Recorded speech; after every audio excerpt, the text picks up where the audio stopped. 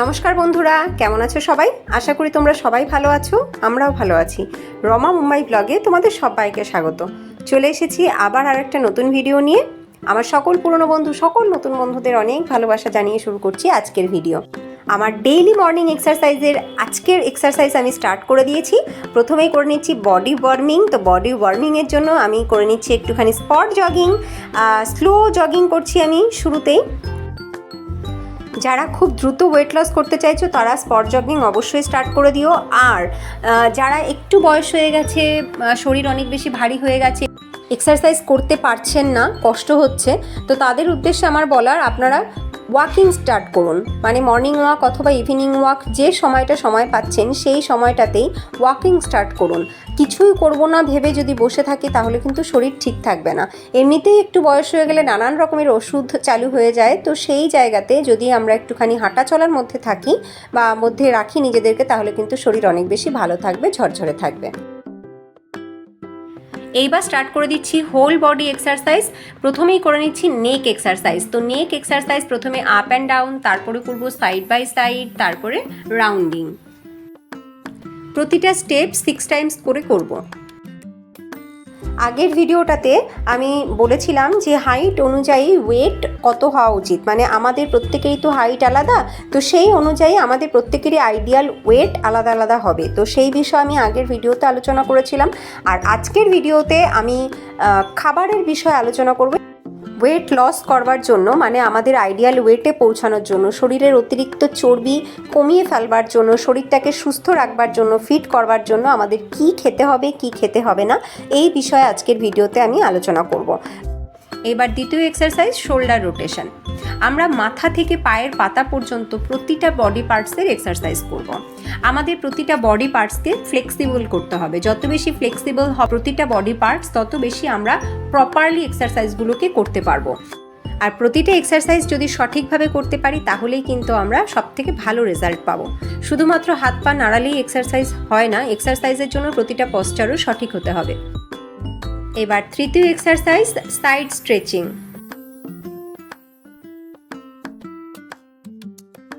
এবার 4 নম্বর এক্সারসাইজ করছি side bending.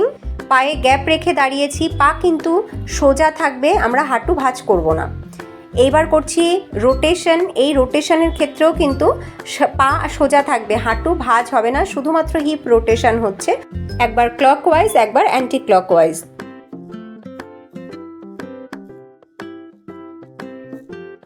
পরের এক্সারসাইজ সাইড বেন্ডিং। এই সাইড বেন্ডিংয়ের ক্ষেত্রে ভালো করে খেয়াল করে দেখো, পা কিন্তু সোজা আছে, পায়ে গ্যাপ আছে, আর হাত মুঠো করা আছে। বোথ সাইডে 10 to 15 টাইমস করে করব। এবার হাঁটুর এক্সারসাইজ করছি। আমরা কিন্তু একদম মাথা থেকে পায়ের দিকে নেমে যাচ্ছি। দেখো, হাঁটুতে প্রথমে আমরা করে নিচ্ছি ফ্রন্ট এবং ব্যাক, তারপরে করে নিচ্ছি রাউন্ড অ্যান্ড রাউন্ড। এরপরে আমরা করব পায়ে একটু গ্যাপ রেখে আবার সেই রাউন্ড অ্যান্ড রাউন্ড, একবার ক্লকওয়াইজ একবার অ্যান্টি ক্লকওয়াইজ। আমরা 8 to 10 টাইমস করে করব।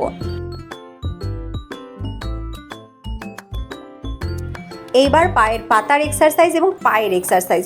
প্রথমেই পায়ের পাতা কি করলাম, আপ অ্যান্ড ডাউন করলাম 6 to 8 টাইমস, তারপরে round and round, clockwise anti clockwise 6 to 8 Times.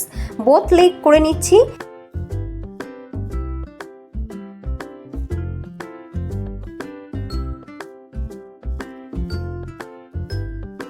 এইবার করছি পা আপ অ্যান্ড ডাউন, সামনের দিকে পিছনের দিকে 8 to 10 টাইমস বোথ লেগ।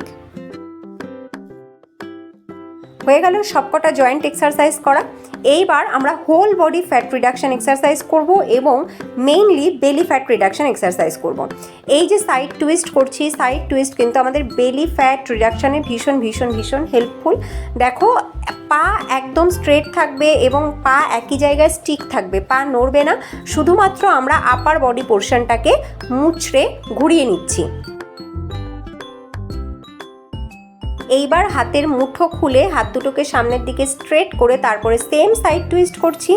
একবার লেফট সাইড একবার রাইট সাইড। আমরা কিন্তু হাত যত দূর যাচ্ছে তত দূরই আমরা হাতের দিকেই তাকাবো। পা কোনোভাবেই ঘুরে যাবে না, পা কিন্তু একই জায়গায় স্টিক থাকবে, তবে গিয়েই কিন্তু এই এক্সারসাইজটা প্রপার রেজাল্ট দেবে। প্রথমে হাত মুঠো করে সাইড টুইস্ট আর তারপরে হাত খুলে সাইড টুইস্ট, এই দুটো সাইড টুইস্টই আমরা করব 15 to 20 টাইমস করে। পরবর্তী এক্সারসাইজের জন্য নিয়ে নিলাম একটা চেয়ার। এবার সোজা হয়ে দাঁড়িয়ে হাত দুটোকেও স্ট্রেট রেখে, হাত দুটোকেও সামনের দিকেও স্ট্রেট রাখা যাবে, আবার এরকমভাবে ভাঁজ করে নেওয়া যেতে পারে। কি করছি, একবার বসছি, পুরোটা বসে পড়ছি না, কিন্তু আমরা শুধুমাত্র হিপ ঠেকাচ্ছি চেয়ারের সাথে, আবার উঠে যাচ্ছি। তো এই আপ অ্যান্ড ডাউন এটাকে আমরা করব যতক্ষণ পারবো ততক্ষণ করতে পারলে খুব ভালো। অন্ততপক্ষে ট্রাই করতে হবে 5 মিনিট এটাকে কন্টিনিউ করতে। পেট খালি থাকলে যে কোনো সময় আমরা কিন্তু এই এক্সারসাইজটা ট্রাই করতে পারি, যখনই আমরা কাজের ফাঁকে একটু ফ্রি থাকছি। সববার করবার মতন দারুণ ইজি এক্সারসাইজ। এইবার আমরা সেম আপ অ্যান্ড ডাউন করব, কিন্তু এবার চেয়ারে বসে নয়, এবার আমরা পা দুটোকে ফ্লোরের সাথে মিশিয়ে নিয়েছি। এইবার একবার বসছি, একবার উঠছি, হিপ কিন্তু পায়ের সাথে একদম লেগে যাচ্ছে, বসছি তারপরে উঠছি। এই এক্সারসাইজটাও আমরা যতক্ষণ পারবো অন্ততপক্ষে 5 থেকে 7 মিনিট আমরা এটাকে কন্টিনিউ করব। আর এই সব থেকে দারুণ ইজি এক্সারসাইজগুলো যদি আমরা লাগাতার 1 মাস কন্টিনিউ করি, তাহলে বেলি ফ্যাটের ক্ষেত্রে দারুণ রেজাল্ট পাবো। এইবার আরও একটা দারুণ ইজি এক্সারসাইজ, আমরা হাতের উপরে ব্যালেন্স রেখেছি, পা আমরা আপ অ্যান্ড ডাউন করছি, চেষ্টা করছি আমাদের হাঁটুটাকে নাকের সাথে ঠেকাতে, আবার পাটাকে উপরের দিকে স্ট্রেট তুলতে। এই এক্সারসাইজটা আমাদের থাই এবং পেটের চর্বি কম করতে কিন্তু দারুণ উপকারী। 20 to 30 টাইমস আমরা কন্টিনিউ করব। হোল বডি ফ্যাট রিডাকশন এবং specially belly fat reduction exercise আমরা করলাম। এবার লাস্ট এক্সারসাইজ হচ্ছে প্রাণায়াম। প্রাণায়াম করে আমরা আমাদের এক্সারসাইজ শেষ করব। তো প্রাণায়াম করবার জন্য আমাদেরকে প্রথমে বডি কুল ডাউন করে নিতে হয়। বডি কুল ডাউনের জন্য প্রথমেই করে নিচ্ছি আমি ফ্রন্ট বেন্ডিং। এতে আমাদের আপার পোর্শন সামনের দিকে সম্পূর্ণ স্ট্রেচ থাকে এবং পেটও ভাঁজ থাকে। এটা পেটের চর্বি কম করতেও কিন্তু খুব সাহায্য করে।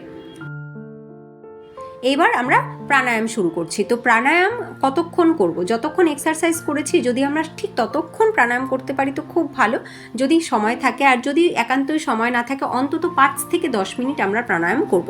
5 minute deep inhale deep exhale আর 5 মিনিট অনুলোম বিলোম। প্রাণায়াম আমাদের ইনার বডি পার্টসগুলোকে সুস্থ রাখতে অনেক বেশি সাহায্য করে, আমাদের হার্ট, লিভার, কিডনি এইগুলোকে সুস্থ রাখতে, অনেক বেশি এফিশিয়েন্ট রাখতে সাহায্য করে। এবার করে নিচ্ছি অনুলোম বিলোম। খেয়াল রাখতে হবে ব্যাক একদম স্ট্রেট থাকবে, সোজা হয়ে বসবো। যদি পদ্মাসনে কেউ বসতে না পারি, বাবু হয়ে মানে সুখাসনেও বসে আমরা করতে পারি। ব্যাক স্ট্রেট রেখে আমরা মাইন্ডফুলি শ্বাস নিব এবং শ্বাস ছাড়বো। এটাকে কন্টিনিউ করব আমরা 5 থেকে 10 মিনিট। আমাদের মেন্টাল হেলথের জন্য কিন্তু ভীষণ ভালো, মন শান্ত রাখতে এবং কনসেন্ট্রেশন পাওয়ার বাড়াতে খুব সাহায্য করে প্রাণায়াম। তো আজকের মতন আমার মর্নিং এক্সারসাইজ ডান। তো আজকে আমি তোমাদের সাথে খাবার নিয়ে আলোচনা করব। ওয়েট লস করবার জন্য কি খেতে হবে, কি খেতে হবে না, ফুড হ্যাবিটটা কীরকম হওয়া উচিত।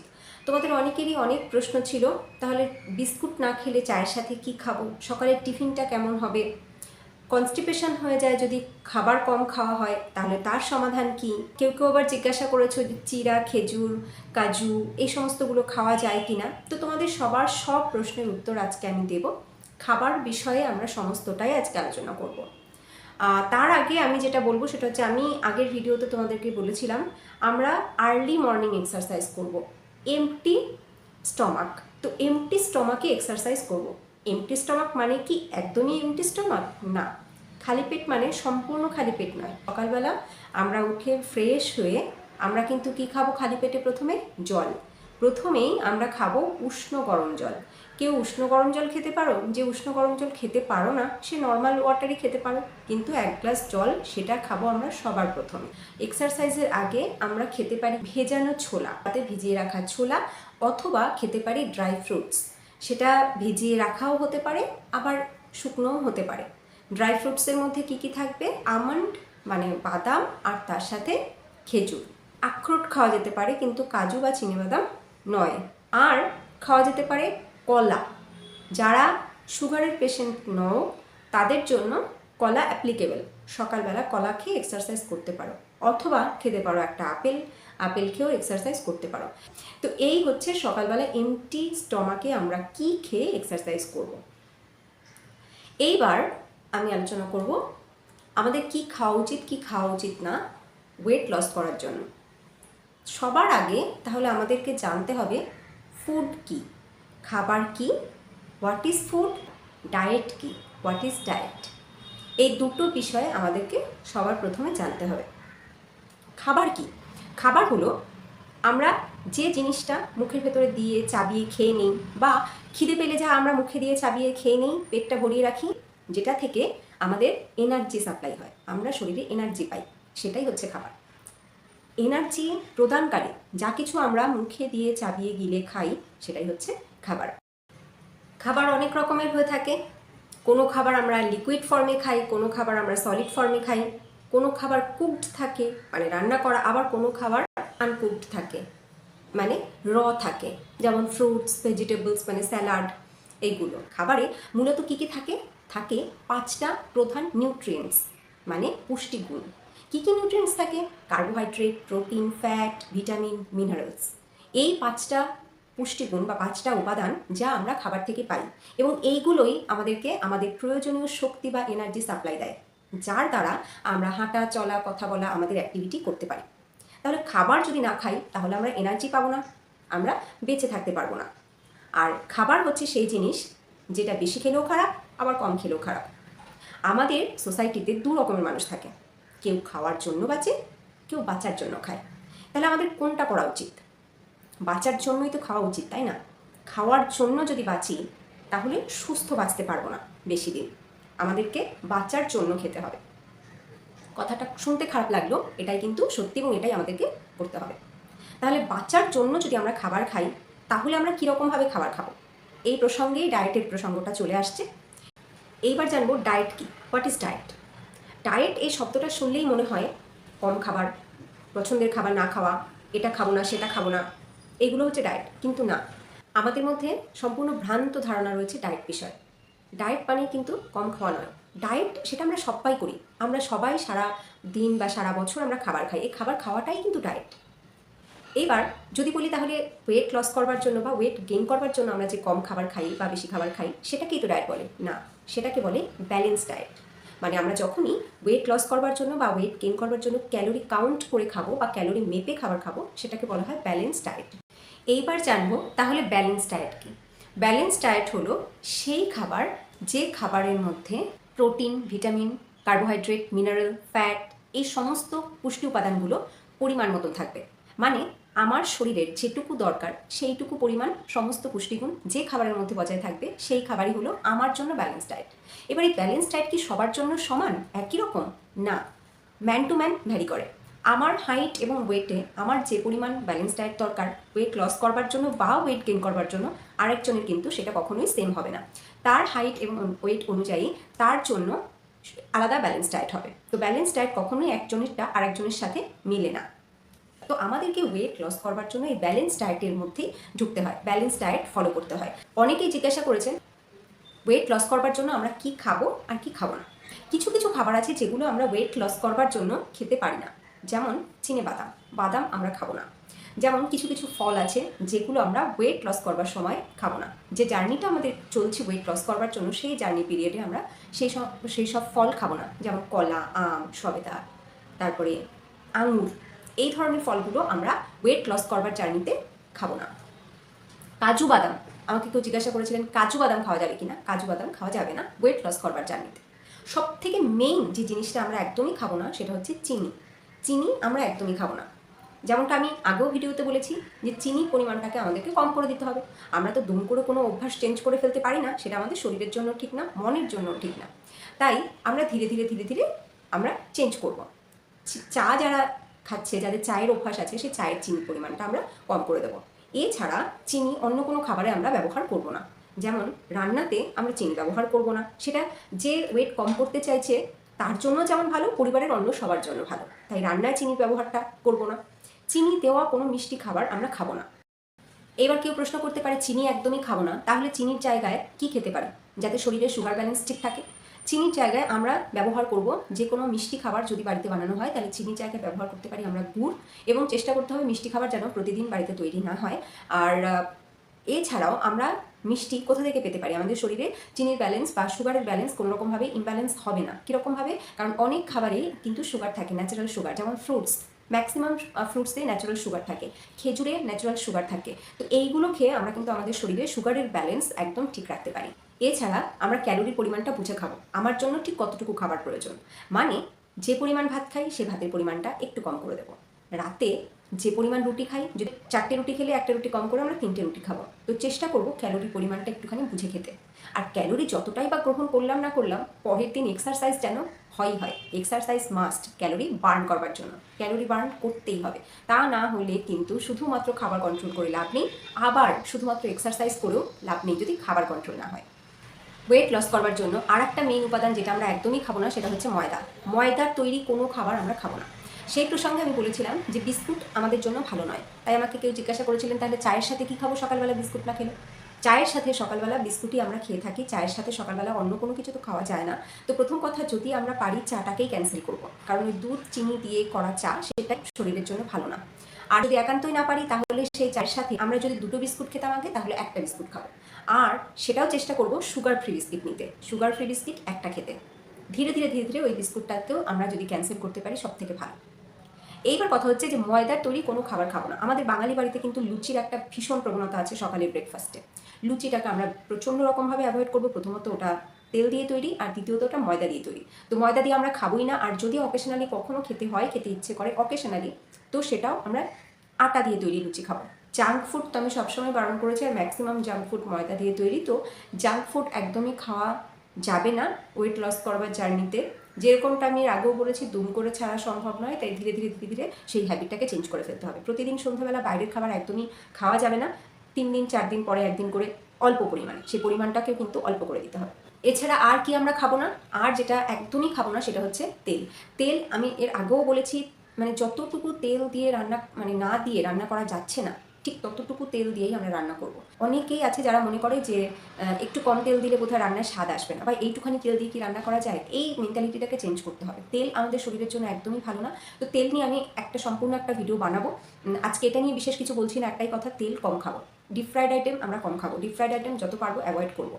তেল তো শরীরে দরকার, তাহলে ওয়েট লসের জন্য তেল কম খাচ্ছি। ফ্যাট যে শরীরের প্রয়োজন, সে ফ্যাট কোথা থেকে আসবে শরীরে? ফ্যাট আসবে বাদাম, খেজুর, এগুলোতে কিন্তু ফ্যাট রয়েছে, ন্যাচারাল ফ্যাট, ন্যাচারাল অয়েল। এইটা আমাদের জন্য দরকার। কিছু সবজি আছে যেগুলো আমাদের খাওয়া উচিত নয় ওয়েট লস করবার জার্নিতে, যেমন আলু, মাটির নিচের যে কোনো জিনিস, যেমন ওল, কচু, গাঠি। এই তো আলু বা ওল, কচু, গাঠি, এই ধরনের জিনিসগুলো ওয়েট লস করবার ক্ষেত্রে কিন্তু যতটা সম্ভব আমরা কম খাবো। কম খেলে ক্ষতি নেই, কিন্তু লিমিটলেস হয়ে গেলে তবেই ক্ষতি। বা প্রতিদিন 3 বেলা যদি আমরা এগুলো খাই, তাহলে কিন্তু ওয়েট লস করবার জন্য ক্ষতি হয়। এবার কেউ বলছে যে ওয়েট লস করবার জন্য যদি আমি ক্যালোরি কাউন্ট করে খাই, অল্প খাই, তাহলে কনস্টিপেশনের প্রবলেম হয়। বলে রাখি, কনস্টিপেশনের প্রবলেম কখনোই কম খাবারের জন্য হয় না। কনস্টিপেশনের প্রবলেম হয় যদি খাবারে ফাইবারের পরিমাণ কম থাকে, তাহলে। কার্বোহাইড্রেট কম নিলে কনস্টিপেশন হবে, এই ধারণাটা কিন্তু একদমই ভুল। খাবারে ফাইবারের পরিমাণ বাড়াতে হবে, ফ্রুটস, ভেজিটেবলস এইগুলো বেশি করে খেতে হবে, এবং জলের পরিমাণ একদম ঠিক রাখতে হবে। তাহলে কিন্তু কোনোভাবেই কনস্টিপেশনের প্রবলেম আসবে না। খাবার কম খাওয়ার জন্য কখনো কনস্টিপেশন হয় না। শরীরে ফাইবার এবং জলের পরিমাণ কম থাকলে তবেই কনস্টিপেশনের সমস্যা আসে। এ তো গেল ওয়েট লস করবার জার্নিতে আমরা কি খাবো না। এইবার বলবো কি খাবো আমরা ওয়েট লস করবার জন্য, আমরা কি খেতে পারি। প্রথম কথা, কার্বোহাইড্রেট আমরা বুঝে খাবো, চেষ্টা করব কার্বোহাইড্রেট কম নিতে। আর এর সাথে বাড়াতে হবে কি?